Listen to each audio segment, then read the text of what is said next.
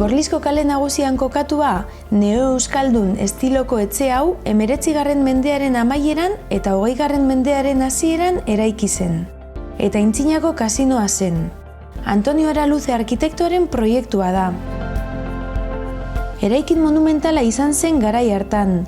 Oraindik kontserbatzen diren pinakulu, euskarri, balkoi eta abarrekin.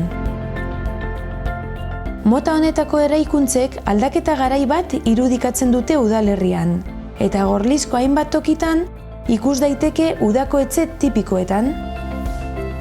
Kasinoak ostatua, taberna, bizartegia, guardia zibila, falange espainiarra, pentsu eta ikatz biltegia ere eskaintzen zituen. Herrian izan zen lehen telefonoa zuen, eta telefonogunea izatea zen ematen zuen zerbitzuetariko bat.